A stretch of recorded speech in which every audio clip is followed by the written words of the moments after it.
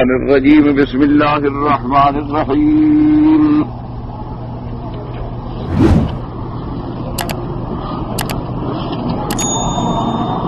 قلنا للملائکۃ اسجدوا لآدم فسجدوا الا ابلیس ابى واستكبر وكان من الكافرین۔ ان آیات مبارکہ میں اللہ تبارک و تعالی نے ذکر فرمایا ہے الحمدللہ سجود ملائکہ کا آدم علیہ السلام کے لیے۔ اللہ تبارک و تعالی نے حکم فرمایا ملائکہ سے کہ آدم علیہ السلام کو سجدہ کریں، فسجدوا، تمام ملائکہ نے حکم خداوندی کے تحت آدم علیہ السلام کو سجدہ کیا، مگر ابلیس اس نے سجدہ نہ کیا بلکہ تکبر کیا، انکار کیا، کیونکہ وہ اللہ تبارک و تعالی کے علم میں بھی ان لوگوں میں سے تھا جو اللہ کے احکام کا کفر کرنے والے ہیں۔ اب ان آیات مبارکہ میں ایک تو مسئلہ یہ معلوم ہوا کہ جیسے پچھلی آیات میں اللہ تبارک و تعالی نے آدم علیہ السلام کی علمی فضیلت کا اظہار کیا ملائکہ پر، کہ آدم علیہ السلام نے اسماء اشیاء کے نام جو تھے وہ بتلا دیے لیکن ملائکہ نہ بتلا سکے، اس میں علمی فضیلت واضح ہوئی، ظاہر ہوئی حضرت آدم علیہ السلام کی۔ اب اس آیت مبارکہ میں ہے عملی فضیلت کا اظہار۔ ایک تو ہے علمی فضیلت، علمی تفوق، علمی سربلندی کہ وہ علم میں زیادہ نکلے۔ اب اس کے نتیجے میں ہے عملی فضیلت کا اظہار کہ اللہ نے پھر ملائکہ کو حکم دے کر آدم علیہ السلام کو اتنا بڑا شرف بخشا، اتنا بڑا اعزاز بخشا کہ تمام ملائکہ نے باقاعدہ آدم علیہ السلام کو سجدہ کیا۔ اب ایک بات تو یہ سمجھیں کہ بھئی اللہ نے ملائکہ کو حکم دیا سجدے کا، لیکن ابلیس نے سجدہ نہیں کیا۔ ابلیس ملائکہ میں سے نہیں، ابلیس جو ہے وہ جن ہے، جیسے قرآن مقدس میں باقاعدہ نص میں موجود ہے کہ کان من الجن ففسق عن امر ربہ، کہ ابلیس جو ہے وہ جنات میں سے ہے اور اس نے اللہ کے حکم سے خروج کیا۔ پہلی بات تو یہ سمجھیں کہ ابلیس کا پھر ملائکہ کے ساتھ کیا تعلق تھا، اس کے بارے میں جو محققین علماء کرام کی تحقیق ہے وہ یہ ہے کہ دراصل ابلیس جنوں میں سے تھا اور جنوں کو زمین میں آباد کیا گیا، ابلیس بھی زمین میں رہتا تھا۔ ابلیس کا مقام بھی آسمانوں میں نہیں تھا، ابلیس جو ہے وہ جنوں کے ساتھ باقاعدہ زمین میں رہتا تھا، لیکن جنات نے جب زمین میں فساد برپا کیا، خون ریزی برپا کی، تو ابلیس ان کے اس فساد اور خون ریزی میں شریک نہیں تھا، اور وہ اللہ کی اطاعت میں، عبادت میں، اللہ تبارک و تعالی کی یاد میں، اللہ تبارک و تعالی کے ذکر اور فکر میں مشغول تھا۔ جب جنات کے فسادات حد سے زیادہ تجاوز کر گئے، چونکہ یہ سنت اللہ ہے کہ اللہ تبارک و تعالیٰ اپنی ہر مخلوق کو کچھ موقع دیتے ہیں، یعنی اگر مخلوقات سے کوئی غلطی ہو چاہے وہ جن ہوں یا انسان ہوں، انہیں موقع دیتے ہیں کہ وہ سنبھل جائیں، توبہ کر لیں، رجوع کر لیں، اپنے گناہوں سے ہٹ جائیں، اپنے ظلم سے باز آ جائیں۔ لیکن جب حدود سے ایک چیز تجاوز کر جاتی ہے تو پھر اللہ کی پکڑ آتی. تو اللہ تبارک و تعالی نے جب ان کا حدود سے تجاوز کرنے کا وقت آیا تو ملائکہ کو حکم دیا کہ جا کے جنوں کو ماریں، جنوں کو سزا دیں اور انہیں زمین کے علاوہ مجبور کر دیں کہ وہ جزیروں میں اور پہاڑوں میں اور غاروں میں اور دور افتادہ جگہوں میں جا کے رہیں، کھلے بندوں ان کو رہنے کی آزادی نہ ہو. ملائکہ علیہم السلام نے جب آ کر اللہ کے حکم کی تعمیل کی تو یہ تو عبادت گزار تھا، اس کا تو فسادات سے کوئی تعلق نہیں تھا. تو اس نے بھی اس معاملے میں ملائکہ کا ساتھ دیا جنوں کو مارنے میں، بھگانے میں، سزا دینے میں. اب ملائکہ کی سفارش پر، ملائکہ کے عرض کرنے پر ان کو بھی ملائکہ کے ساتھ رہنے کی آسمان میں اجازت ملی. تو پھر یہ جو ہے ابلیس یہ آسمان میں پہنچا. اب یہ ہے کہ جب اللہ تبارک و تعالیٰ کی اس آیت مبارک میں صریح بات ہے کہ وَإِذْ قُلْنَا لِلْمَلَائِكَةِ اسْجُدُوا لِآدَمَ فَسَجَدُوا إِلَّا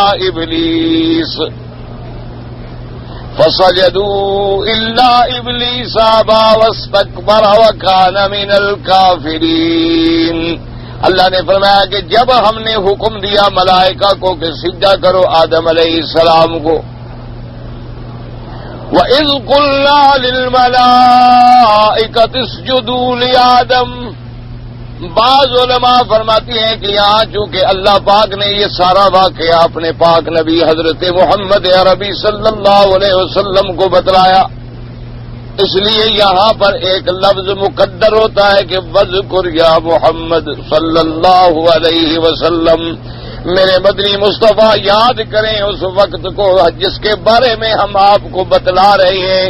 وہ وقت کیا تھا کہ اذ قلنا للملائکۃ اسجدوا لآدم، جب ہم نے فرمایا ملائکہ سے کہ تم سجدہ کرو آدم علیہ السلام کو، بس سب نے سجدہ کیا مگر ابلیس. تو یہاں وذکر ہے، یعنی اذ قلنا متعلق ہوگا وذکر کے. اور بعض علماء نے فرمایا کہ نہیں، چاہے براہ راست اولن خطاب چونکہ حضور پاک کو ہے صلی اللہ علیہ وسلم، لیکن مراد تو ساری امت کو مخاطب کرنا ہے، اس لیے وہ فرماتی ہیں کہ یہاں لفظ مقدر ہے کہ وذکروا.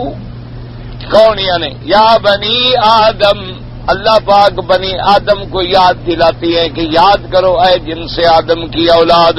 اذ قلنا للملائکۃ اسجدوا لآدم فسجدوا الا ابلیس، کہ جب ہم نے ملائکہ کو حکم دے کر تمہارے ابا کو مسجود الملائکہ بنایا، تمہارے ابا حضرت آدم کو ہم نے اتنا بڑا شرف بخشا، اس بات کو یاد کرو.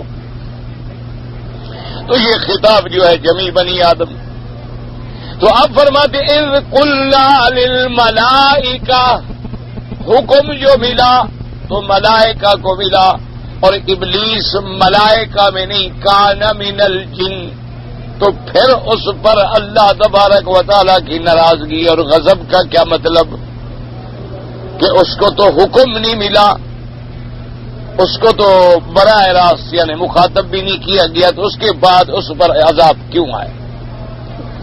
اس کے بارے میں علماء کرام نے دو جواب دیے ہیں، یاد رکھیں. ایک جواب تو یہ ہے کہ ملائکہ کو حکم ملا، اور یہ قاعدہ ہے کہ جب اعلیٰ کو حکم ملے تو ادنا خود بخود اس کے اندر آ جاتا ہے.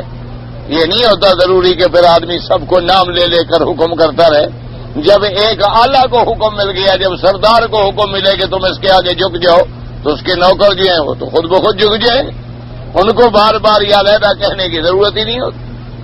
جیسے اللہ تبارک و تعالی نے فرمایا حضرت موسیٰ علیہ السلام اذهب الى فرعون انه طغى، اللہ نے فرمایا موسیٰ علیہ السلام کو کہ تم فرعون کے پاس جاؤ، وہ بڑا سرکش ہو چکا ہے. اسی طرح دوسری جگہ آتا ہے اذهبا الى فرعون انه طغى، اللہ نے فرمایا تم دونوں حضرت موسیٰ اور ہارون علیہ السلام فرعون کے پاس جاؤ، وہ سرکش بن چکا ہے. اسی طرح دوسرے مقام میں فرماتے ہیں اللہ پاک نے حکم دیا کہ کہاں جاؤ؟ فرمایا کہ میری نشانیاں لے کر جاؤ.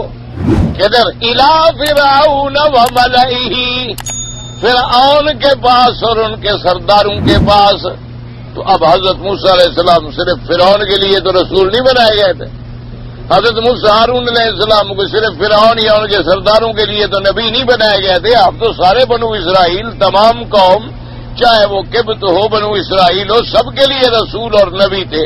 لیکن اللہ نے فرمایا کہ فرعون کے پاس جاؤ، کیونکہ ان کا بڑا جو فرعون بن کے بیٹھا تھا. تو جب فرعون کو دعوت دی جائے گی تو وہ دعوت سب کو شمار ہوگی. یہ تو نہیں کہ ایک ایک کا نام لے کر ہدایت کی جائے کہ اس کے پاس بھی جاؤ، اس کے پاس بھی جاؤ، اس کے پاس بھی جاؤ. جیسے کہ اللہ تبارک و تعالی نے فرما دیا اپنے پاک نبی کو کہ لِتُنذِرَ قَوْمًا مَّا أَتَاهُم مِّن نَّذِيرٍ.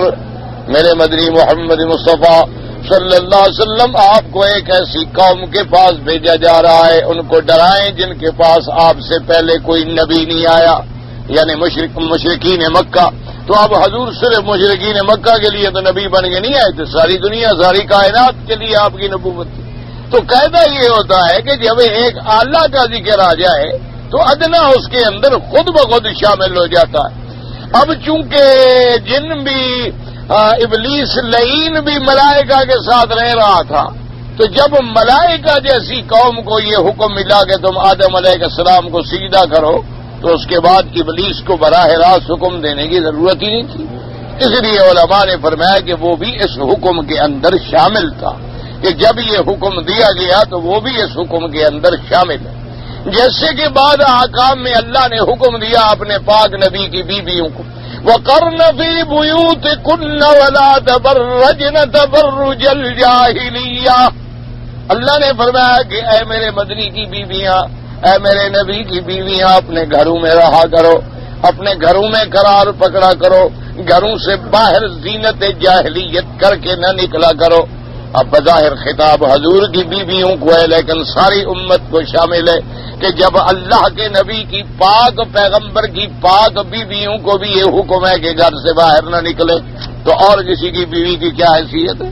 جب اللہ تبارک و تعالیٰ کے پیغمبر العظم کی شان والی، عظمت والی، عزت والی، عصمت والی، حفاظت والی بیویوں کو بھی یہ حکم دیا جا رہا ہے، تو دوسری عورتیں تو خود بخود شامل.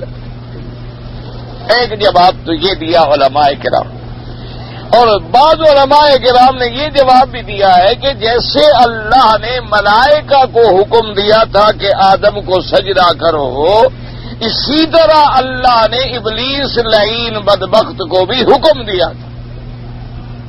اس لیے کہ قرآن پاک دوسری جگہ پر باقاعدہ اس کی وضاحت کرتا ہے.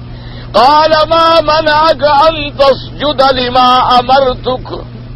دوسری جگہ کہتے اذ امرتك. اللہ نے فرمایا کہ کسی چیز نے تمہیں روکا تھا کہ تم آدم کو سجدہ نہ کرو، جب میں نے تمہیں امر کیا تھا، جب میں نے تمہیں حکم دیا تھا کہ سجدہ کرو، پھر تم نے انکار کیسے کیا؟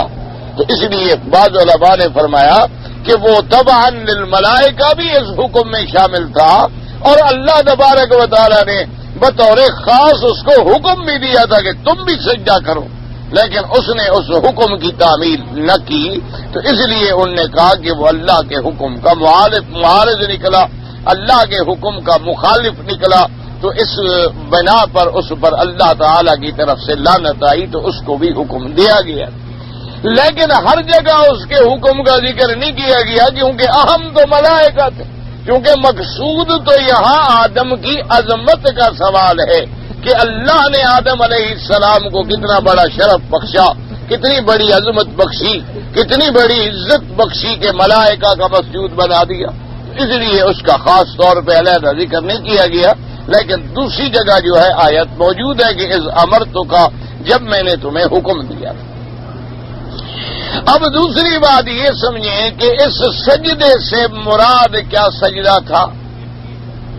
اور یہ بھی روایات میں آتا ہے کہ سب سے پہلے اللہ کے فرشتوں میں اسرافیل علیہ السلام جو ہیں انہوں نے آدم کو سجدہ کیا.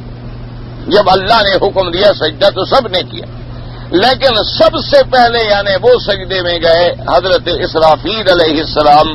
یہ بھی بعض روایات میں محدثین کرام نے یہ روایت ذکر فرمائی ہے، اور ساتھ یہ بھی ذکر فرمایا ہے کہ چونکہ انہوں نے اللہ کے حکم کے آگے سب سے پہلے تعمیل کی تھی، تو اللہ نے حضرت اسرافیل کو بھی یہ شرف بخشا کہ ان کی پیشانی پر اللہ نے پورا قرآن پاک جو ہے وہ لکھ دیا، کہ قرآن مقدس جو اللہ نے لوح محفوظ میں محفوظ رکھا اور بیت العزت میں محفوظ رکھا، اور اسی طرح حضور پاک صلی اللہ علیہ وسلم کے سینے میں محفوظ رکھا، اس کو ایک مقام وہ بھی بخشا گیا کہ حضرت اسرافیل علیہ السلام کی پیشانی پر بھی اللہ کے حکم سے قرآن جو ہے کامل من اولہ الی آخرہ لکھ دیا گیا۔ اس کو بھی محدثین کرام نے ذکر فرمایا۔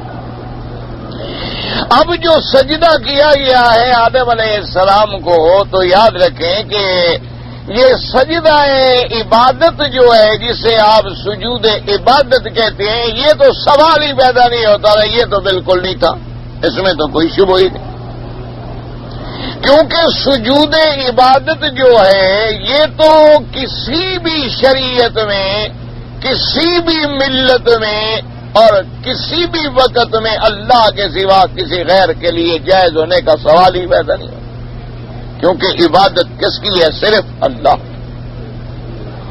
اور سجدہ کس کے لیے ہے؟ صرف اللہ کے۔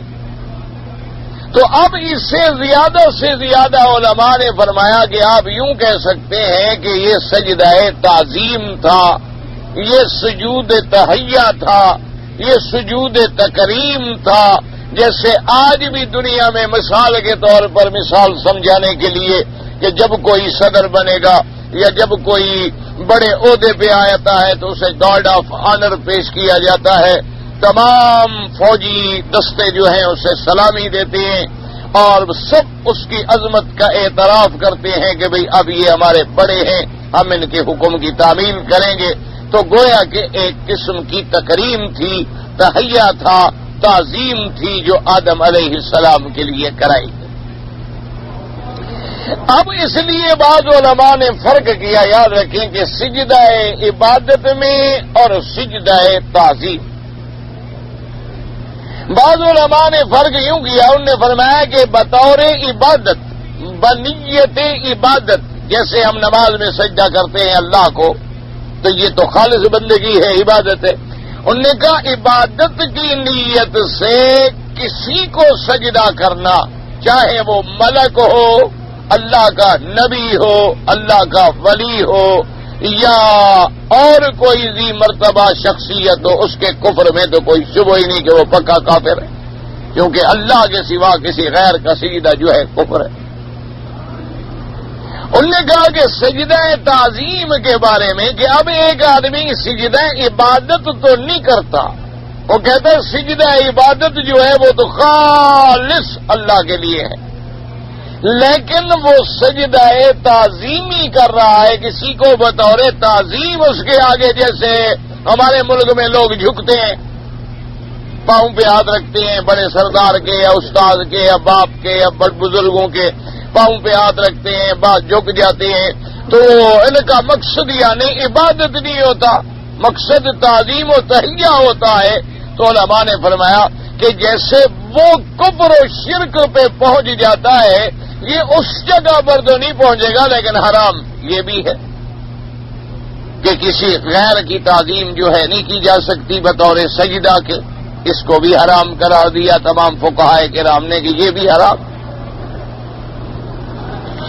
اور لوگ اللہ تبارک و تعالی رحمت فرمائے کہ حضرت آدم علیہ السلام کو جب ملائکہ نے سجدہ کیا، یا یوسف علیہ السلام کو اس کے بھائیوں نے اور اس کے باپ نے اور اس کی اس وقت جو خالہ تھی یا والدہ تھی انہوں نے سجدہ کیا، اس سے استدلال پکڑ کے اپنے پیروں کو، بزرگوں کو یا قبروں پہ سجدہ کرتے ہیں کہ جی دیکھو ملائکہ نے بھی تو تعظیم کا سجدہ کیا، اور حضرت یوسف علیہ السلام کے بھائیوں نے اور والدین نے بھی تو تعظیمی سجدہ کیا، اور جس نے انکار کیا وہ شیطان بن گیا، تو لہذا ہم جو بزرگوں کو سجدہ کر رہے ہیں یہ تعظیمی سجدہ ہے، اور جو انکار کرتے ہیں نعوذ باللہ وہ شیطان ہے کہ وہ تعظیم کا انکار کر رہے ہیں۔ تو اس سے جو استدلال پکڑتے ہیں تو یہ بالکل ایک جاہلیت والی بات ہے اور ایسا قیاس ہے جس کے پاس کوئی دلیل بھی نہیں بن سکتی۔ سب سے پہلی بات تو یہ سمجھیں کہ جو معاملات آسمانوں میں ہوں ان کا زمین سے کیا تعلق؟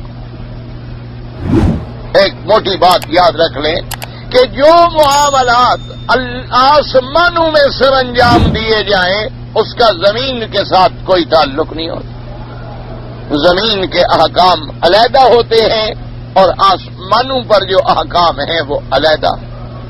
اب طواف تو ملائکہ بھی کرتے ہیں بیت المعمور کا، نماز اور عبادت جو ہے وہ ملائکہ بھی کرتے ہیں، اللہ تبارک و تعالیٰ کی تسبیح و تقدیس کرتے ہیں، لیکن ان کی عبادت اور ہماری عبادت کا کیا جوڑ ہو سکتا ہے؟ ان پر کوئی روزہ فرض ہے جیسے ہم پر رمضان کے مہینے کے روزے فرض ہیں؟ ان کے لیے کوئی 5 نمازیں فرض ہیں جیسے ہمارے لیے 5 نمازیں فرض ہیں؟ ان کے لیے نکاح اسی طرح سنت ہے جیسے بندوں کے لیے نکاح کرنا سنت ہے۔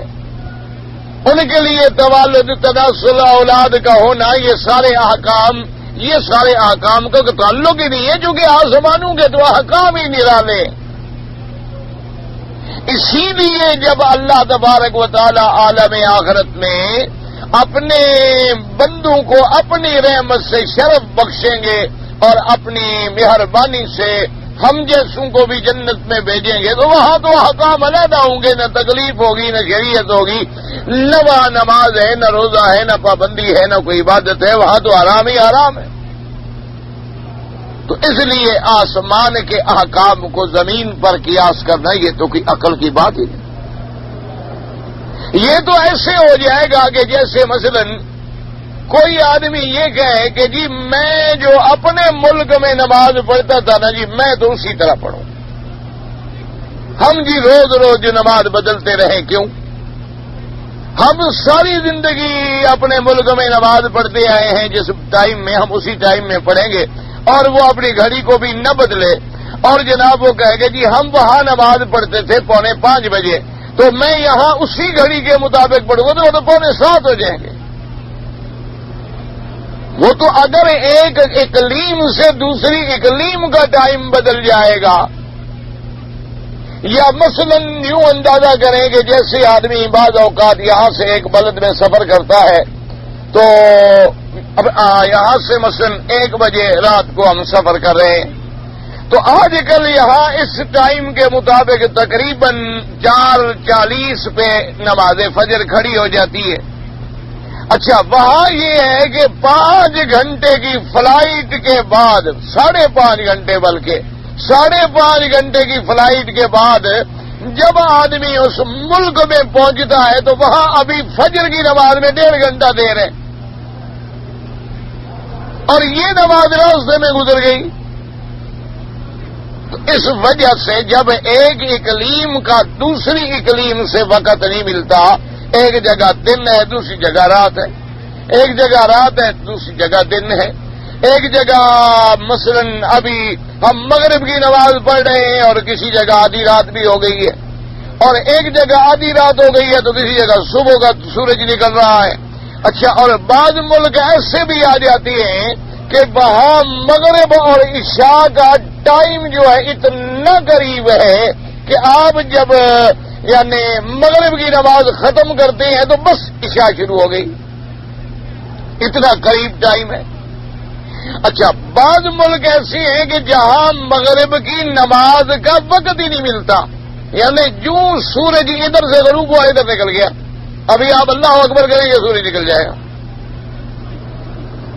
تو ابھی آپ نے یعنی 1 رکعت بھی مغرب کی نہیں پڑھی ہوگی اور سورج جو ہے نکل گیا، سورج نکل گیا تو فجر ہو گئی، عشاء کا وقت ہی نہ ملا اور فجر بھی جا رہی ہے، سورج نکل گیا۔ تو اگر زمین کے اندر احکامات کے اندر اتنے مسائل ہیں، اتنے اختلافات ہیں تو یہ کتنی بڑی جہالت ہے کہ آسمانوں کے فیصلے کو زمین پہ نافذ کیا جائے کہ جی آدم علیہ السلام کو سجدہ کیا تھا تو ہم بھی پیروں کو سجدہ کریں اور قبر کو سجدہ کریں۔ اور دوسری بات یہ استدلال کیا جائے کہ جی یوسف علیہ السلام کو سجدہ ہوا تھا، تو یوسف علیہ السلام کی شریعت کا زمانہ علیحدہ ہے، میرے آقا محمد عربی صلی اللہ علیہ وسلم کی شریعت کا زمانہ علیحدہ ہے، اس دور کے احکامات علیحدہ ہیں، اس دور کے احکام علیحدہ ہیں، تو یہ بہت بڑی جہالت۔ اصل بات یاد یہ رکھیں کہ بھئی سب سے پہلی چیز یہ ہے کہ آدم علیہ السلام کو اگر ملائکہ نے سجدہ کیا ہے تو آدم علیہ السلام کی بزرگی دیکھ کر، ان کی شکل و صورت دیکھ کر، ان کی عظمت کو دیکھ کر خود سجدے میں گر پڑے یا اللہ نے حکم دیا؟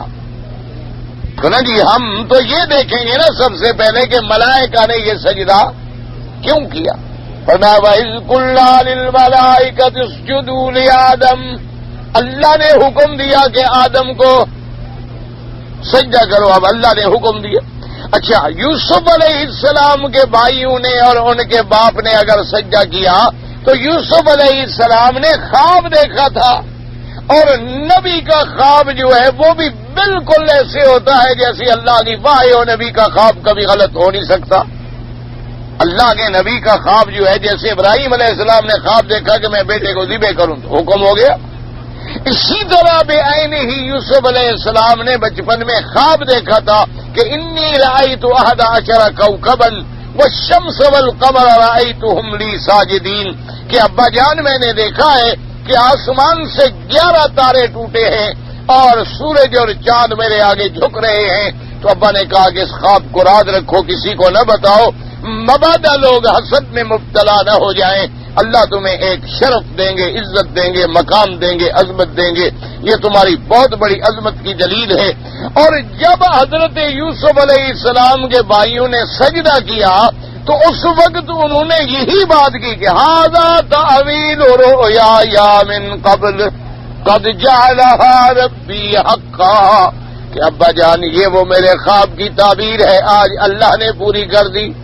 تو وہاں بھی اگر سجدہ ہوا تو اللہ کے حکم سے سجدہ ہوا، یعنی حضرت آدم علیہ السلام کو سجدہ ہوا تو اللہ کے حکم سے سجدہ ہوا، یوسف علیہ السلام کو سجدہ ہوا تو اللہ کے حکم سے سجدہ ہوا۔ اور ہم جو کہتے ہیں کہ بھی قبر پہ سجدہ نہ کرو، کسی زندہ انسان کو سجدہ نہ کرو، کسی سورج چاند کو سجدہ نہ کرو، تو ہم بھی اللہ کے حکم کے مطابق کہتے ہیں کہ اللہ نے ہمارے پاک پیغمبر پہ جو قرآن نازل فرمایا اس میں وضاحت کر دی کہ وَلَا تَسْجُدُوا لِلشَّمْسِ وَلَا لِلْقَمَرِ وَاسْجُدُوا لِلَّهِ الَّذِي خَلَقَهُنَّ إِن كُنتُمْ إِيَّاهُ تَعْبُدُونَ۔ اللہ نے فرمایا میرے مدنی صلی اللہ علیہ وسلم آپ اپنی امت کو سمجھا دیں کہ کسی سورج چاند کو سجدہ نہ کریں، کسی چمکنے والی چیز کو سجدہ نہ کریں، کسی نورانی چیز کو سجدہ نہ کریں، کسی بلند و بالا چیز کو سجدہ نہ کریں، کسی نفع پہنچانے والی چیز کو سجدہ نہ کریں۔ سجدہ کرنا ہے تو صرف اس اللہ کو کریں جس نے ان کو پیدا کیا ہے، جس اللہ نے چاند سورج کو پیدا کیا، سجدے کا مستحق صرف اللہ ہے۔ وَاسْجُدُوا لِلَّهِ الَّذِي خَلَقَهُنَّ إِن كُنتُمْ إِيَّاهُ تَعْبُدُونَ۔ اور پھر اس کے بعد ہمارے ہاں تو شریعت میں تعظیمی سجدہ بھی حرام ہو گیا، عبادت کا سجدہ تو کفر ہے ہی ہے، لیکن تعظیمی سجدہ بھی حرام ہے، اس لیے کہ صحابہ نے رضوان اللہ تعالی علیہم اجمعین نے یہ مسئلہ بھی حل کر دیا۔ حضور کی خدمت میں صحابہ حاضر ہوئے، انہوں نے کہا کہ یا رسول اللہ صلی اللہ علیہ وسلم، ہم جب جاتے ہیں باہر کے ملکوں میں، کیسر، کسرا، روم، ایران، فارس، تو وہاں لوگ جو ہیں وہ اپنے مرزبان کو، قہرمان کو، اپنے بادشاہوں کو سجدہ کرتے ہیں، ان کے سامنے آتے ہیں، پہلے ہاتھ باندھے ہوئے، پھر جب قریب آ جاتے ہیں تو پھر چوکٹ پہ جھکتے ہیں، پھر سجدہ کرتے ہیں، پھر ہاتھ باندھ کے کھڑے ہوتے ہیں، پھر بادشاہ حکم کرتے ہیں تو وہ بیٹھتے ہیں۔ تو اگر دنیا کے بادشاہوں کو سجدہ ہو رہا ہے تو آپ تو صرف ہمارے دنیا کے بادشاہ نہیں، آپ تو دین کے بھی بادشاہ، دنیا کے بھی بادشاہ، آخرت میں بھی ہمارے بادشاہ۔ آپ تو صرف ہمارے دنیا میں بادشاہ نہیں ہیں نا، تو آپ تو آخرت میں بھی ہمارے بادشاہ ہوں گے، تو آپ کو ہم سجدہ کیوں نہ کریں؟ تو حضور صلی اللہ علیہ وسلم نے فرمایا خبردار. آپ نے فرمایا لو آمر احدا ان اسجد لاحد لامرت. آپ نے فرمایا کہ خبردار کما قال، اگر میں کسی کو کسی کے سجدے کا اجازت دیتا، حکم دیتا، تو میں بیوی کے ذمے لگاتا کہ وہ اپنے خامد کو سجدہ کرے. فرمایا کہ بیوی پر خامد کے اتنے حقوق ہیں، اتنے اللہ نے اس کے ذمے حقوق رکھے ہیں کہ اگر یہ بات ہوتی تو جو بالکل یعنی مرد کے تابع ہے، مرد کا فراش ہے، اور اللہ نے اس کو مرد کے لیے ایک ذریعہ تسکین بنایا ہے، اس کو میں حکم کرتا، لیکن اللہ کے سوا چونکہ کسی کو سجدہ جائز نہیں، لہذا کوئی کسی کو سجدہ نہ کرے.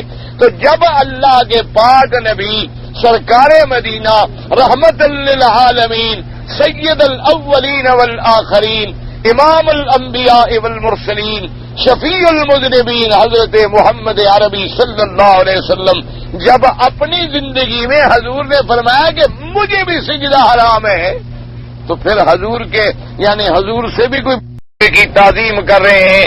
وہ ہم کو عبادت تھوڑی کر رہے ہیں حضرت قبر والے کی، ہم تو تعظیم کر رہے ہیں. عبادت تو نماز دیکھیں ہم نے مسجد پڑھی ہے، اور قبر ہے مسجد کے اس کونے میں، وہاں ہم نے جو سجدہ کیا وہ عبادت کا سجدہ تھا، اور یہاں ہم نے تعظیم کا سجدہ کیا ہے.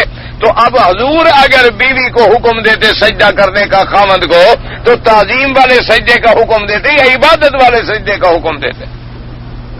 بھئی اگر حضور اجازت دیتے بیوی کو کہ بھئی تم اپنے خامد کو سجدہ کر لو، لیکن اس کو بھی اجازت نہ ملی، اگر دیتے تو تعظیم کی بات تھی کہ اتنی عزت ہے خامد کی، اتنی عظمت ہے خامد کی کہ بیوی اس کے آگے جھک جاتی، لیکن وہاں بھی اجازت نہ ملی. اور صحابہ نے جب مسئلہ پوچھا کہ حضور ہم آپ کو سجدہ کرنا چاہتے ہیں، تو صحابہ عبادت کرنا چاہتے تھے حضور کی، وہ بھی تو حضور کی تعظیم کا سجدہ کرنا چاہتے تھے، بطور تحیہ سجدہ کرنا چاہتے تھے، بطور اکرام سجدہ کرنا چاہتے تھے، لیکن اللہ کے پاک نبی نے اپنی زندگی میں بھی کسی کو سجدہ کرنے کی اجازت نہ دی.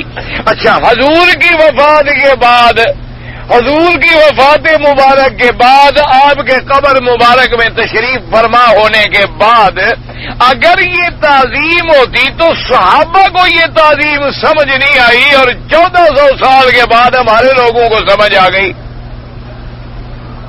یعنی آپ اندازہ کریں کہ آخر حضرت ابی بکر، حضرت عمر، حضرت عثمان، حضرت علی، اہل بیت نبی، اصحاب بدر، اصحاب حدیبیہ، اصحاب بیعت رضوان، اصحاب رسول اللہ صلی اللہ علیہ وسلم، یعنی جانثاران رسول، فدائیان رسول، پروانے شمع نبوت جو لوگ تھے، جو حضور کے حکم پہ کٹ گئے، جنہوں نے اپنے جان، مال، تن، دھن سب محمد عربی پہ قربان کر دیا، ان کے دل میں یہ تعظیم کا مسئلہ سمجھ نہیں آیا کہ بھئی ہم حضور کی قبر مبارک میں سجدہ کریں. اور 1200 سال گزرنے کے بعد لوگوں کو سمجھ آ گیا کہ نہیں جی یہ تو تعظیم ہے اور وہ عبادت ہے. یہ فرق ابو بکر بھی نہیں کر سکا، حضرت عمر، حضرت عثمان، حضرت علی، آل بیت رسول بھی نہیں کر سکے رضوان اللہ علیہم اجمعین. لیکن ہمارے مولوی کو سمجھ آ گیا کہ نہیں جناب، ہم جو جھک رہے ہیں حضرت یہ عبادت نہیں ہے، یہ تو تعظیم ہے. اس کا نتیجہ کیا نکلا؟ اللہ معاف فرمائے کہ آج سجدہ اتنا عام ہو گیا ہے، انا للہ و انا الیہ راجعون.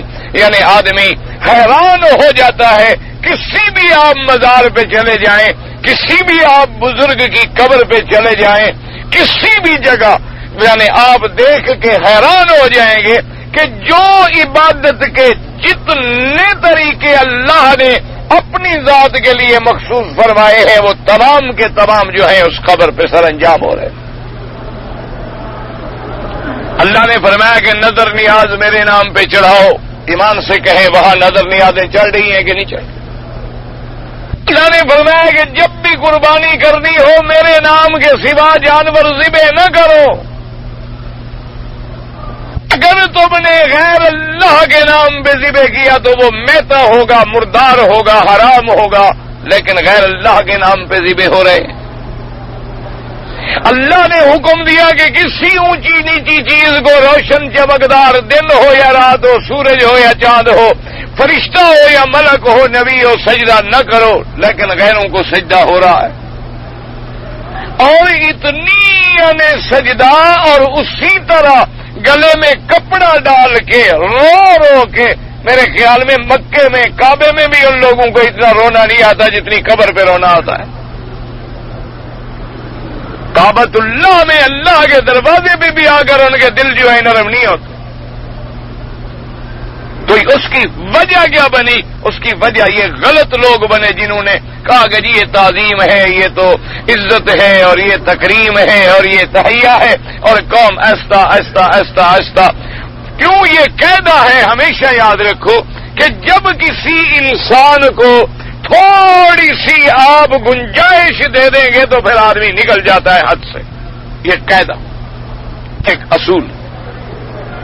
اب دیکھو نا جی، اللہ کے گھر میں مسجد الحرام میں طواف والوں کے لیے ایک گنجائش ہے کہ بھئی اگر کوئی نماز پڑھ رہا ہے اور طواف والے آگے گزر رہے ہیں تو کوئی حرج نہیں۔ کیوں؟ طواف تو نہیں روکا جا سکتا، نماز تو لوگ ہر وقت پڑھتے رہیں گے۔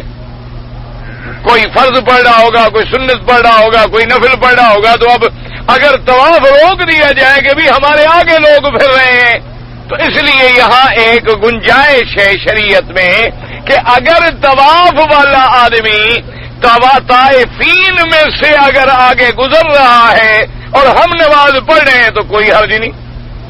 لیکن اتنی رعایت کا آپ نے دیکھا ہے کہ لوگوں نے کیسے فائدہ اٹھایا، کوئی پرواہ ہی نہیں کرتا، جہاں کوئی کھڑا ہے نماز میں اگلا گزر جاتا ہے زبردست، اور گزر بھی سجنے والی جگہ سے جاتا ہے، ایسے مس کر کے گزرتا ہے، بلکہ عورتیں گزر جاتی ہیں، آدمی کیا کرے؟ کیونکہ یہ قاعدہ ہے، یہ فطرت انسانی ہے کہ جب آدمی کو اس میں ذرا سی بھی کوئی لچک ملتی ہے، ذرا سی بھی کوئی گنجائش ملتی ہے، تو انسان پھر حدود کو پھلانگ دیتا ہے اور تجاوز کر جاتا ہے۔ ذرا سی جب تم نے اجازت دی کہ قبر کا سجدہ جو ہے یہ تکریم کے لیے ہے، تعظیم کے لیے ہے، وہ عبادت کے لیے ہے، نتیجہ یہ نکلا کہ آج جتنی قبریں ہیں وہ سجدہ گاہ بن گئی۔ اسی طریقے سے بعین ہی آپ یہ دیکھیں کہ شیعہ نے، اس بدبخت فرقے نے متے کا ایک مسئلہ نکالا، حالانکہ جو ابتدائی اسلام میں تھا۔ بھئی ابتدائی اسلام میں تو لوگ شراب بھی پیتے تھے، جب تک شراب کی حرمت نہیں آئی تو لوگ شراب پیتے رہے، جب حرام ہی نہیں کیا گیا تو ان پر کیا جرم ہے؟ جب تک اللہ نے کعبہ نہیں بدلا تو لوگ بیت المقدس میں نماز پڑھتے رہے، اسی کعبے میں کھڑے ہوتے تھے لیکن نماز ادھر پڑھتے تھے۔ تو جب حکم آ گیا، اسی طرح متا بھی اگر تھا ابتدا میں، لیکن جب متے کے بارے میں صراحتاً تصریح آ گئی، نفی آ گئی، نہی آ گئی، اعلان ہو گیا کہ لا متعۃ، آج کے بعد کوئی متع نہیں ہوگا، اور اللہ نے قرآن پاک میں دو چیزوں کا فیصلہ کر دیا۔ اللہ نے فرمایا کہ یا تمہارے لیے وہ عورت حلال ہے جو حرہ ہے، مسلمان ہے، تیرے نکاح میں آئی ہے، یا وہ باندی جو جہاد میں آئے اور تیرے نصیب میں آئے، ان دو کے ماں سوا اور کوئی چیز نہیں جو مرد کے لیے حلال ہو۔ اب اللہ نے قرآن میں بھی پابندی لگا دی، حضور کی طرف سے بھی وضاحت کا اعلان آ گیا، لیکن اس بدبخت فرقے نے متے کو ایک گنجائش دی، اور اس کا نتیجہ کیا نکلا یہ ذرا آپ توجہ کر کے دیکھیں کہ آج پوری دنیا میں جتنا طوائف کا کاروبار ہے وہ سب شیعہ ہو جاتی ہیں۔ پوری دنیا کی طوائفوں کی تاریخ پہ آپ نظر ڈال لیں، کسی ملک میں آپ چلے جائیں، کون طوائفیں، چاہے وہ کوئی ہو، چاہے وہ نسلی طوائف ہو، اصلی طوائف ہو، طوائف ذاتی ہو، یا کسی شریف گھرانے کی لڑکی کو کسی نے اغوا کیا اس کو سنبھال نہ سکا اور اس کے بعد وہ پھرتی پھرتی پھرتی بازار میں پہنچ گئی، وہ بھی طوائف بن گئی۔ ان سب کے پاس جا کے آپ دیکھ لیں، پوچھ لیں، معلومات کر لیں، اخبار میں موجود ہیں، رسالے موجود ہیں، کتابیں موجود ہیں کہ وہ سب کی سب جو ہے باقاعدہ ماتم کریں گی، تعزیہ نکالیں گی، مجالس پڑھوائیں گی، کیونکہ اس مذہب میں اس کو گنجائش مل رہی ہے کہ یہ جو میں پیشہ کر رہی ہوں یہ زنا نہیں ہے بلکہ متع ہے، لہذا میرا جرم نہیں ہے۔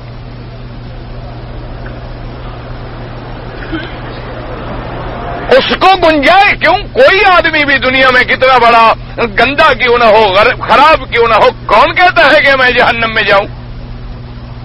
کوئی آدمی بھی اپنے آپ کو آگ میں جلانا نہیں چاہتا، کوئی بھی ہو، گناہگار ہو، اچھا ہو، برا ہو، شرابی ہو، کبابی ہو۔ ان کے دماغ میں بھی یہ بات بٹھا دی گئی کہ بھئی یہ متع جو ہے جائز ہے، اور متع ہوتا بھی یہی ہے کہ نہ گواہوں کی ضرورت، نہ خطبے کی ضرورت، نہ نکاح کی ضرورت، نہ وراثت کی ضرورت، نہ طلاق کی ضرورت، نہ نسب کی ضرورت، نہ حسب کی ضرورت، کہ بس ایک ٹائم کا فیصلہ کر لیا کہ بھی اتنے پیسے اتنے ٹائم کے لیے، تو جتنا وہ زنا والا گروہ ہے وہ سب کا سب ان کے مذہب میں چلا گیا، سارے کے سارے اس مذہب میں چلے گئے۔ کیوں؟ کہ ان کو وہاں مذہب میں تسکین ملی کہ بھی اہل سنت کے نزدیک تو میں فاحشہ ہوں، میں زانیہ ہوں، میں رجم کی حقدار ہوں، میں کوڑے کی حقدار ہوں، میں جہنم کی حقدار ہوں۔ یہ کتنا میٹھا مذہب ہے، کہتے ہیں جو مرضی آئے کرو، ٹھیک ہے تو جائز ہے۔ نتیجہ کیا ملا اس کو کہ وہ سب کے سب جو تھے انہوں نے کہا ہم شیعہ ہے۔ اسی طرح جب آپ کے ملک میں ایک مسئلہ چلا کہ جی کہ اگر کوئی شیعہ ہے تو زکوٰۃ اس کی نہ کاٹی جائے، کیونکہ ان کے مسلک میں زکوٰۃ کا یہ مسئلہ نہیں ہے جیسے اہل سنت والجماعت کے مسلک میں ہے۔ اب وہ حکومت نے تو یہ سوچا ہوگا نا کہ ہم جھگڑا اپنے گلے میں کیوں ڈالیں، کوئی شیعہ ہے تو شیعہ ہے، وہ اپنے مذہب کے مطابق زکوٰۃ ادا کرے اور سنی اپنے مذہب کے مطابق ادا کرے۔ لیکن اس گنجائش کا نتیجہ کیا نکلا کہ جتنے بد باطن سنی تھے اپنا پیسہ بچانے کے لیے فارم بھر کے شیعہ بن گئے کہ بھئی ہمارے 2.5% بچ جائیں، ایمان جاتا ہے تو جائے۔ ایمان کا کیا ہے؟ ایمان تو پھر کلمہ پڑھ لیں گے مل جائے گا، لیکن 2.5% تو بڑا نقصان ہے۔ اس لیے ہمیشہ یاد رکھیں کہ جب بھی کوئی لچک دیں گے آپ تو نتیجہ اس کا یہ نکلے گا کہ لوگ تباہی کے غار میں پڑ جائیں گے، لوگ گرتے گرتے پھر کفر و شرک کی وادیوں میں چلے جائیں گے۔ اب جب لوگوں نے دیکھا کہ جی یہ سجدہ بھی ہو رہا ہے، جب سجدہ جائز ہے تو انہوں نے کہا جب سجدے میں اللہ سے ہم مانگتے ہیں تو پھر ان سے مانگنا بھی جائز ہے۔ انہوں نے پھر مانگنا بھی شروع کر دیا کہ حضرت ہماری مشکلیں حل کریں۔ تو نتیجہ کیا نکلا کہ کفر اور شرک کا دروازہ کھولا گیا۔ جب بھی کسی معاملے میں آپ ذرا سی لچک، یہی وجہ تھی آپ یاد رکھیں کہ ایک عورت تھی فاطمہ، اس کا کیس آیا، مقدمہ آیا، اور یہودیوں نے بڑی کوشش کی کہ کسی طرح اس کا ہاتھ نہ کٹے، اگر ہاتھ کٹ گیا تو ہمارا خاندان ڈوب جائے گا، کہ بھئی ان کے تو خاندان کی عورتیں بھی چور ہیں۔ انہوں نے بڑی مشکل سے سوچا کہ بھی کون سفارش کرے۔ حضور کی خدمت میں رعایت مانگی جائے گی، رسول اللہ صلی اللہ علیہ وسلم آپ کی مسلمان عورت کا جھگڑا بھی نہیں ہے، جھگڑا جو ہے، مقدمہ جو ہے وہ یہودیہ عورت کا ہے جو آپ کے دین کو بھی نہیں مانتی۔ تو آپ اگر تھوڑی سی رعایت دے دیں گے، نرمی دے دیں گے تو یہودیوں کے دل میں آپ کے لیے محبت پیدا ہو جائے گی، دین کی رغبت پیدا ہو جائے گی کہ چلو جی حضور پاک نے تو ہماری رعایت کر دی، ہماری عزت رکھ دی۔ ممکن ہے کہ اس عورت کا قبیلہ جو ہے فاطمہ مخزومیہ کا اسلام میں داخل ہو جائے۔ حضرت اسامہ رضی اللہ تعالیٰ عنہ جو حضور کے اتنے محبوب تھے، اتنے محبوب تھے کہ گویا حضور کے بیٹے تھے، ان کو انہوں نے یہ سارا دماغ میں بریفنگ کی، بٹھایا کہ دیکھو جی ایک تو مسئلہ یہ ہے کہ کوئی مسلمانوں کا مقدمہ ہی نہیں، تو اللہ کے نبی کا دین جو ہے مسلمانوں کے لیے ہے جو کلمہ پڑھتے ہیں، جو کلمہ نہیں پڑھتے ان کے لیے حضور کے دین کا کیا تعلق ہے؟ اصل میں مشکل ان کے لیے یہ بنی وہ خود پھنس گئے خود اپنا مقدمہ اپنی مرضی سے لے آئے حضور کی خدمت میں فیصلہ کروانے کے لیے. حضور نے نہیں بلایا انہیں، تو اس لیے لے آئے کہ نیا دین ہے، اللہ کے نئے نبی ہیں، شاید ادھر سے ہمیں کوئی رعایت مل جائے. تو اب جب انہیں پتہ چلا کہ اسلام میں بھی تو چوری کا سزا ہاتھ کاٹنا ہے، رعایت تو ادھر بھی نہیں ہے، تو انہوں نے کہا اب ہم نے فیصلہ تو خود کورٹ میں لے جا کے پیش کر دیا، اور اللہ نے بھی حکم دیا ہے کہ اگر کوئی ہمارے پیغمبر کے پاس یا مسلمان حاکم کے پاس کوئی دوسرے مذہب والا فیصلہ کرانے آتا ہے، خود ان کو حکم بناتا ہے، تو اللہ کے قرآن کے مطابق فیصلہ کرے.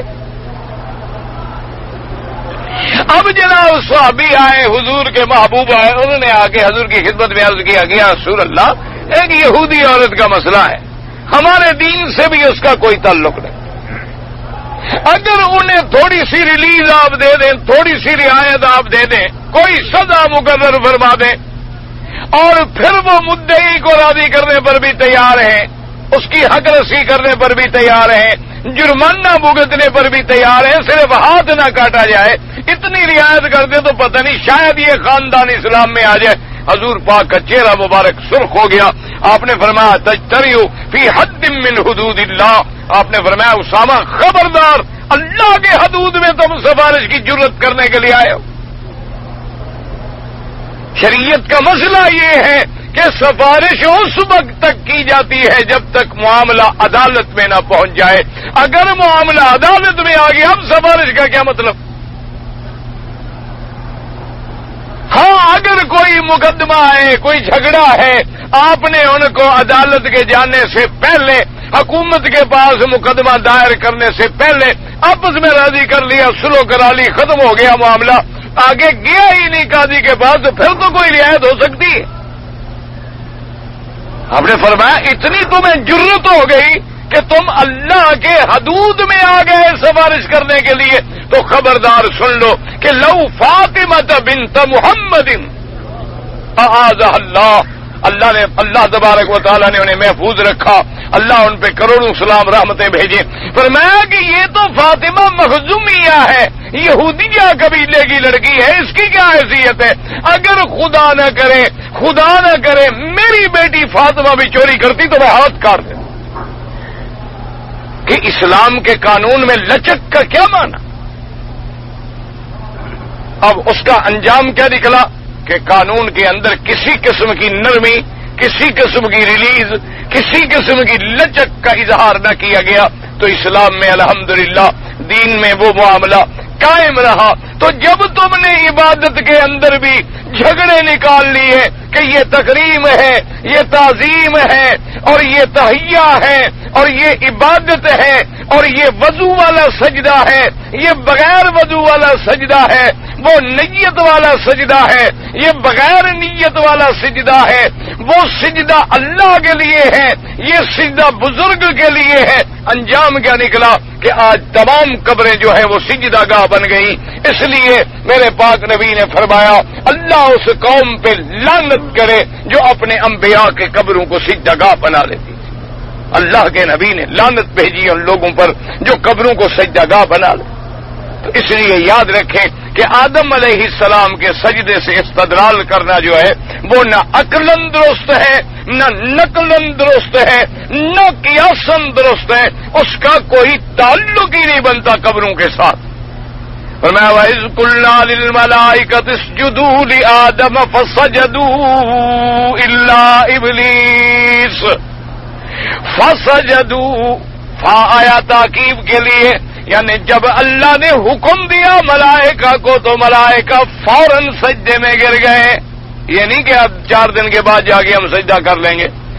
فَسَجَدُوا إِلَّا إِبْلِيسَ أَبَى وَاسْتَكْبَرَ وَكَانَ مِنَ الْكَافِرِينَ. اب ابلیس اس ایک تو کافر کیوں بنا کہ اللہ کے حکم کا انکار کیا؟ اللہ نے حکم دیا کہ آدم کو سجدہ کرو، اس نے سجدہ نہ کیا. تو میرے عزیز اللہ آپ کو حرم شریف میں رکھے، الحمدللہ ہمیں بھی رکھے قیامت تک. تو ٹھنڈے دل سے غور کریں کہ آپ ملائکہ جیسی نورانی مخلوق کو سجدے کا حکم ملا اور وہ بھی آدم کے سجدے کا. اگر آدم کا ایک سجدہ نہ کریں وہ تو بن جائے شیطان، ملعون، لعین، مردود، مطرود، مرجوم. اور جو اللہ کا سجدہ نہ کریں اس کے بارے میں کیا خیال ہے؟ یعنی ایک سجدے کا انکار کرے وہ تو بن جائے لعین، وہ تو بن گیا لعنتی، وہ تو بن گیا شیطان. راندہ درگاہ. نام بھی لو تو ہر کوئی کہے گا لعنت بھیجے، چھوڑو یار کیا شیطان کا نام لے رہے ہو. نام بھی لے تو کہے گا اعوذ باللہ من الشیطان الرجیم. اور جو 5 وقت کا حکم ہے، اللہ کا حکم ہے، قرآن میں حکم ہے، رسول پاک کا حکم بھی ہے، قول بھی ہے، عمل بھی ہے، فرمان بھی ہے، اور روزانہ اذان سنتا ہے، اقامت سنتا ہے، لیکن اللہ کا سجدہ کرنے بھی نہیں آتا، اس کا کیا حال ہوگا؟ اسی سے اندازہ لگا لیں کہ وہ تو شیطان سے بھی کہیں آگے اس کا مقام ہوگا، کیونکہ اس نے تو صرف ایک سجدہ نہیں کیا. اور تم نے زندگی میں 50 سال کی عمر میں اگر 25 سال نمازیں نہیں پڑھی تو پھر کیا ہوگا؟ یا کبھی نماز مرضی آئی تو پڑھ لی اور مرضی آئی تو آج جی طرح موڈ نہیں ہے. بعض شریف آدمی کہتے ہیں آج ذرا نماز کا موڈ نہیں ہے. نماز ان کے موڈ کے تابع ہے. اور کوئی آدمی کہہ دیتے بھئی یار آج تو بڑا تھکا بیٹھا ہوں، ذرا آج ہمت نہیں ہو رہی. اور کوئی شریف آدمی کہہ دیتا جی آج میری بڑی سخت نائٹ ڈیوٹی تھی، ساری رات میں جاگتا رہا، بڑا سخت کام کیا، آج تو بس ہمت نہیں پڑ رہی ہے. یعنی اپنی تنخواہ والے آرڈر کی تو اتنی تعویل کی اس ذلیل نے کہ ساری رات جاگتا رہا، لیکن اللہ کے حکم کے لیے 15 منٹ نہیں نکال سکا. تو ذرا وہ بھی فیصلہ کر لیں، اسی لیے کہ بھئی ان کا کیا مقام ہوگا جو نماز کے تارک ہیں، جو اللہ کے سجدے کے تارک ہیں. اور دوسرا علماء نے فرمایا کہ شیطان کا کفر ایک تو تھا انکار حکم ربی، اللہ کے حکم کا انکار کر دینا کفر ہے. اور دوسرا پھر کفر اس کا بڑے اس لیے کیا کہ اس نے صرف انکار نہیں کیا بلکہ استکبار بھی کیا. یعنی ایک تو ہے انکار کہ بھئی سجدہ نہیں کیا، دوسرا کفر اس لیے بڑھتا چلا گیا کہ انکار کے ساتھ اس نے استکبار بھی کیا، تکبر بھی کیا. اور تیسرا جرم اس لیے بڑھتا چلا گیا کہ اس نے آدم علیہ السلام سے حسد بھی کیا کہ یہ شرف آدم کو مل گیا اور مجھے نہیں ملا ہے. اس لیے علماء نے لکھا ہے کہ حسد اتنا بڑا گناہ ہے اور پہلا گناہ ہے جو آسمانوں میں کیا گیا اور زمین میں کیا گیا. اور حسد کا کیا معنی ہوتا ہے؟ یاد رکھو کہ کسی انسان کی عزت کو دیکھ کے آدمی یہ جلے کہ اس کو نہ ملے اور مجھے، یہ حسد ہے. لیکن اگر کسی آدمی کی عزت ہے، دولت ہے، حسن ہے، جمال ہے، یہ دیکھ کے بندہ کہے کہ اللہ میاں آپ نے اس کو دولت دی ہے، اس کو برکت عطا فرما، اللہم بارک لہو، اللہ ایک اس کے مال میں اور زیادتی برکت عطا، لیکن مجھے بھی اپنے خزانے سے عطا فرما، تو یہ حسد نہیں ہوتا. اللہ میاں تو نے اس کو اولاد دی ہے اور عطا فرما، لیکن مجھے بھی عطا فرما، تو یہ حسد نہیں ہوتا. حسد کا معنی ہوتا ہے کہ اس سے زوال نعمت کی نیت کرے کہ بھی اس کے پاس نہ ہو اور میرے پاس ہو. اب یہ جو حسد ہے گویا یہ بھی اللہ کے فیصلے کا انکار ہے. کیوں؟ اللہ نے عزت دی آدم کو، یہ کہتے ہیں اس کو نہ ملتی مجھ کو ملتی، تو گویا اللہ کا فیصلہ نعوذ باللہ غلط تھا. جب حسد کرتا ہے تو گویا وہ بھی اللہ کے فیصلے کا انکار کرتا ہے. اللہ نے ایک آدمی کو امیر بنایا، وہ کہتے ہیں نہیں یہ امیر نہ ہوتا میں ہوتا. تو اس کا مطلب ہے نعوذ باللہ یعنی اللہ نے غلط فیصلہ کیا تھا، اس کو امیر نہ بناتے اور اس کو بناتے. تو گویا یہ بھی اللہ کے فیصلے کا انکار ہے. تو اس لیے شیطان کا کفر بڑھتا چلا گیا. اللہ نے فرمایا کہ ایک تو اس نے سجدہ نہ کیا، فسجدوا الا ابلیس، ملائکہ نے سجدہ کیا مگر ابلیس نے یعنی نہ کیا. اور آگے فرمایا ابا انکار کیا, واستکبارا اور استکبار کیا, اور اس کے بعد فرمایا وکان من الکافرین, لفظ کانا کے ساتھ آیا. اللہ نے فرمایا یہ بات نہیں کہ کوئی نئی بات ہے, ملائکہ کو تو اب معلوم ہوا, لیکن اللہ کے علم میں تو پہلے ہی وہ کافروں میں سے تھا. اللہ کے علم میں تو پہلے یہ بات تھی کہ کون سجدہ کرے گا کون نہیں کرے گا, کون حکم مانے گا کون نہیں مانے گا, کون فرما برداری کرے گا کون فرما برداری نہیں کرے گا. اس کا کفر لوگوں کے سامنے تو اب آیا, آدم کے سامنے تو اب آیا, ملائکہ کے سامنے تو اب آیا, لیکن اللہ کے علم میں تو پہلے بھی اس کا کفر موجود تھا. اور اس کے بعد استکبار کیا تھا, جس کو اللہ نے دوسری آیت میں ذکر کیا کہ انا خیر منہ خلقتنی من نار وخلقتہ من طین. دعا کریں اللہ پاک ہمیں بھی کبر سے, کفر سے, استکبار سے بچائے اور اپنی اطاعت اور اپنے پاک پیغمبر کی فرما برداری نصیب فرمائے. واللہ تعالی عالم وعلمہ اتم.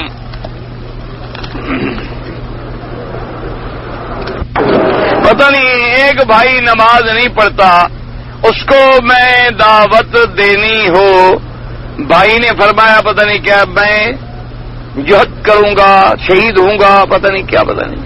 اچھا میں نے اس کو کہا نماز نہیں پڑھتا, نماز وہ کہتا ہے میں جہاد کروں, مٹی جہاد کرے گا, جو نماز نہیں پڑھتا جہاد کیا کرے گا. شہید تب ہوگا پہلے نماز تو پڑھے, مسلمان شہید ہوگا نا. جب آدمی نماز نہ پڑھے تو اسلام سے نکل گیا. شہید تو پہلے تب ہو, پہلے مسلمان تو بنے.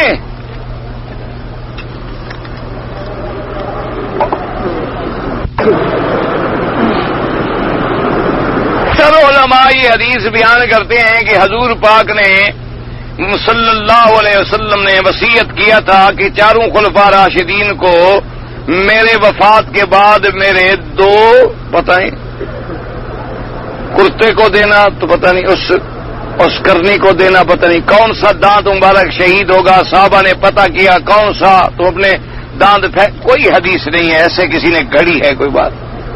کوئی صاحب بھی لکھا کرو نا, تم لکھتے اردو ہوتی بنگالی ہے تو میں کیسے پڑھوں. اب اردو کو جو بنگالی میں لکھو تو کیسے پڑھا جائے. دیکھو نا تم بھی تو کچھ مہربانی کرو نا, اگر تم نہیں لکھ سکتے تو کسی سے لکھوا لیا. اب یہ ہے کہ ایک آدمی اگر لکھے اردو میں کہ استاد موصلی کھائیں گے تو کیا استاد موصلی کیا سمجھے گا. تو مچھلی لکھیں گے تو استاد کو بھی سمجھ آئے گا, موصلی کھائیں گے تو نہیں سمجھ آئے گا. تو اس لیے مہربانی کر کے ذرا اردو میں لکھا کرو تاکہ میں پڑھ بھی سکوں, جواب بھی دے سکوں.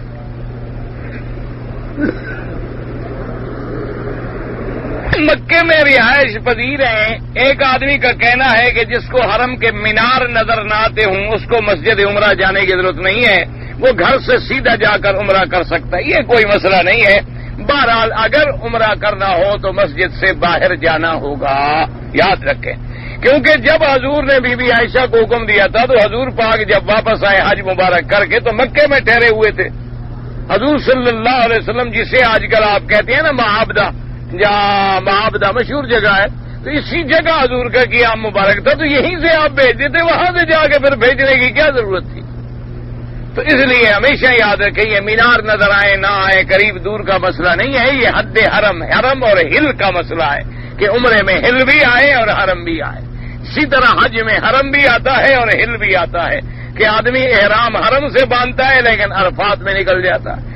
اسی طرح وہاں ہل سے احرام باندھتا ہے اور حرم میں آ جاتا ہے. تو لہذا اپنے گھر سے نہیں بلکہ مسجد سے احرام باندھنا ہوگا.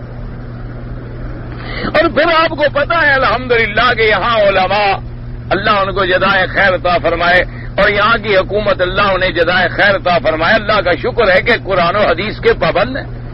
وہ تو بڑی سختی سے حدیث رسول پاک پر عمل فرما ہے. تو اگر وہاں سے عمرہ باندھنے کی ضرورت ہی نہ ہوتی تو وہاں مسجدیں بنانے کی اور جگہ چھوڑنے کی ان کو ضرورت ہی کیا توڑ دیتے. ضرورت کیا تھی ان کو کہ بلا وجہ ایک چیز شریعت کے خلاف ہے تو اس کو باقی کیوں رکھیں. کیونکہ جہاں جہاں بھی کوئی بدعت تھی الحمدللہ انہوں نے مٹا ڈالی ہے, نشان ہی نہیں ملتا ہے. تو اس لیے ہمیشہ یاد رکھیں کہ بہرحال عمرہ کرنا ہوگا تو پھر باہر جانا ہوگا یا حد حرم سے باہر. میرا بھائی فجر کی نماز جو ہے 7:30 بجے پڑھتا ہے, 7:30 بجے فجر ہوتی ہے. اللہ کے بدے 6 بجے تو سورج نکل جاتا ہے، بلکہ 5:58 پہ سورج نکل جاتا ہے، 5:50 پہ، 5:50 پہ سورج نکل، تمہارے بھائی کی کو اپنی نماز ہے، اور رات کو 12 بجے سوتا ہے، تو یہ 12 بجے سوئے 2 بجے سوئے، نماز نہیں پڑھتا ہے، اللہ تبارک و تعالیٰ معاف فرمائے، اللہ پاک معاف فرمائے، حد اسلام سے نکلنے والی بات ہے۔ اس لیے امام احمد ابن حنبل رحمۃ اللہ علیہ فرماتے ہیں آمدن ایک نماز بھی چھوڑ دے تو کافر ہو جاتا ہے۔ ٹھیک ہے وہ پڑھتا ہے لیکن جماعت چھوڑ رہا ہے، وقت پہ نماز نہیں پڑھ رہا ہے، تو یہ نہ پڑھنے کے برابر ہے۔ ایک آدمی کو کچھ رقم ملی ہے، اس کا مالک معلوم نہیں ہے، نوٹ پر ملک کا نام ہے، مالک معلوم نہیں تو ملک کا نام تو کوئی کام نہیں آ سکتا۔ بہرحال اس کا حل یہ ہے کہ کسی مسکین غریب فقیر کو صدقہ کر دیں، تاکہ جس کی رقم ہے اللہ اس کو بھی ثواب دیں گے اور اللہ تجھے بھی ثواب دیں گے۔ میں نے نماز پڑھی، رکوع میں بھی میں ربنا لک الحمد کہہ گیا، نماز تو ہو جائے گی لیکن آئندہ رکوع سے اٹھتے ہوئے صبح سمع اللہ لمن حمدہ ربنا لک الحمد کہیں۔ کئی لوگ بے گھر ہو گئے، ہم نے چندہ کیا، اس سے پیسے کچھ میرے پاس ہیں تو غریبوں کو بھیجو، جن کے لیے چندہ کیا ان کو دو۔ محمد الوسیلۃ سواد کے ساتھ نہیں، سین کے ساتھ ہے۔ وسیلہ جنت میں ایک مقام ہے جس کی آگے جب موجود ہے کہ وبعث مقاما محمودا، اسی کا نام وسیلہ۔ وسیلہ مانا یہ نہیں کہ بھئی وسیلہ مانگنا، اگر وسیلہ پکڑنا مراد ہوتا تو پھر ہم حضور کے لیے دعا کیوں مانگتے کہ اللہ میاں ان کو وسیلہ دے، بلکہ ہم تو کہتے ہیں حضور کے وسیلے سے ہمیں دے۔ یہ تو ہم کہہ رہے ہیں کہ حضور کو مقام وسیلہ دے، وہ جنت کا سب سے اعلیٰ مقام ہے، یہ وسیلے پکڑنے والی بات نہیں ہے۔ کسی نے مجھ سے کہا کہ داڑھی منڈانا حرام نہیں، اللہ معاف کرے، اگر کوئی ایسا کرے تو کفر پہ پہنچ جاتا ہے، اسے کہیں توبہ کرے۔ ایک آدمی نے مجھے اپنے پیسے سے یہاں بلایا کہ اب وہ کہتے ہیں کہ تم مجھے نہیں لے آئے، اللہ لایا تو لاتا تو سب کو اللہ ہے، لیکن سبب تو یہ آدمی بنا۔ اس لیے حضور نے فرمایا من لم یشکر الناس لم یشکر اللہ، جو اپنے اس محسن کا شکر ادا نہ کرے وہ خدا کا کیا شکر ادا کرے گا۔ جب اس بندے کا وہ منکر ہے شکرانے کا